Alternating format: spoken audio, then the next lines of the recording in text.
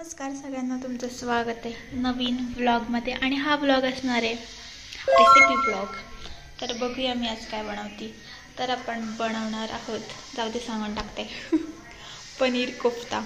तर बघूया काय रेसिपी याची. सगळ्यात पहिल्यांदा बेसिक तर पनीर कोफ्ता आहे, त्यामध्ये त्याला पनीर तर पाहिजेच. तर आम्ही हे पनीर घरी केलेलं आहे. तर हे आहे पनीर आणि हे आहे बटाटे. हे आपल्याला मिक्स करून घ्यायचे आणि त्याचे बॉल्स बनवायचेत. तर चला. कोफ्ता करण्यासाठी आपण घेतला उकडलेला बटाटा, पनीर, कोथिंबीर, काजूचे छोटे तुकडे आणि मिरची पण आहे छोटी छोटी चिरून घेतली.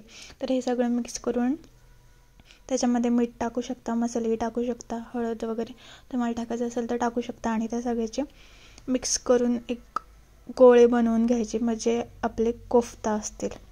तर हे सगळं छान मिक्स करायचं आणि मग त्याचे छोटे छोटे तुम्हाला हवे तेवढ्या साईजचे गोळे करून घ्यायचे. तर असे हे सगळे गोळे मी करून घेतलेत आणि ते सगळे रेडी झालेत आता. तर त्यानंतर आपल्याला हे गोळे कॉर्नफ्लोअरमध्ये थोडेसे असे घोळून घ्यायचेत. आणि मग त्यानंतर हे सगळे घोळून झाल्यावर हे आपल्याला छानपैकी तळायचेत. तळताना जरा काळजीने तळा, कारण की ते जरा मऊ मऊ असतात. त्यामुळे अशा प्रकारे माझे हे गोळे तळून पण झालेत. त्याचा शेप थोडा चेंज झाला आहे तळताना, पण ठीक आहे. त्यानंतर ना आपल्याला आता जे काही आपण बाकीचा कांदा टोमॅटो वगैरे चिरून घेतला हे सगळं परतून घ्यायचे.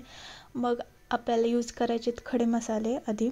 मग तेल टाकायचं, त्याच्यात खडे मसाले टाकायचे, त्याच्यात टाकायचं कांदा, टोमॅटो, मिरची, हिरवी मिरची पण टाकली आहे मी, जिरे वगैरे सगळं.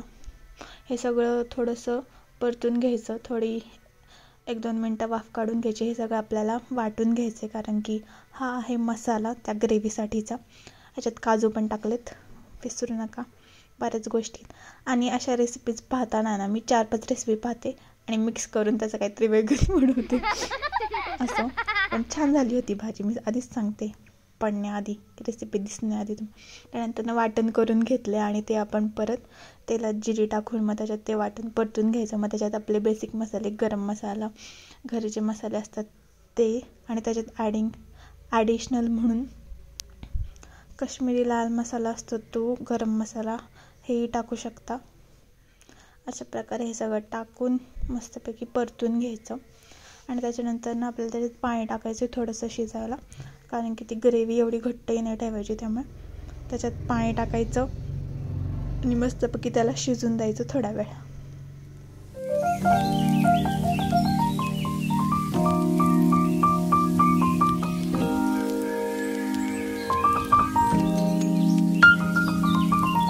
इथे मी काश्मीरी लाल मसाला टाकला कलरसाठी. तुम्हाला टाकायचं असेल तर टाकू शकता किंवा अवॉइड करू शकता, तुमच्या मनावर. पण मिरची पण टाकली आहे तशी, त्यामुळे मी टाकलं होतं दोन्ही असं. हे सगळं मिक्स करून घेतलं आहे आता. आणि त्याच्यानंतर ना त्याच्यात टाकलं आहे पाणी शिजण्यासाठी. मग हे थोडा वेळ शिजून देतो आहे आपण.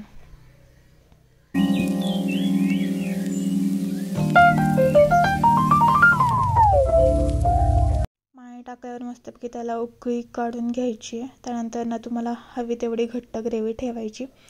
आणि मग त्यानंतर ना आपले कोफ्ताच त्याच्यात टाकायचे आणि मग मस्तपैकी आपली भाजी रेडी. आणि वरतून तुम्ही क्रीम टाकतात डेकोरेशनसाठी, त्याच्यासाठी तुम्ही साई फेटून घेऊन ती पण टाकू शकता. मी तशीच टाकली होती. क्रीम दरवेळेस आपल्याकडं असेलच असं नाही, म्हणून हा एक त्याच्यावर एक काय म्हणतात त्याला पर्याय. ठीक आहे. तर बघा कशी दिसती आता फायनल लुक. तुम्ही पण ट्राय करून बघा आणि कशी लागते ते कळवा. आमची तर मस्तच झाली होती. इथपर्यंत व्हिडिओ बघितल्याबद्दल खूप खूप धन्यवाद. Happy eating. Bye bye.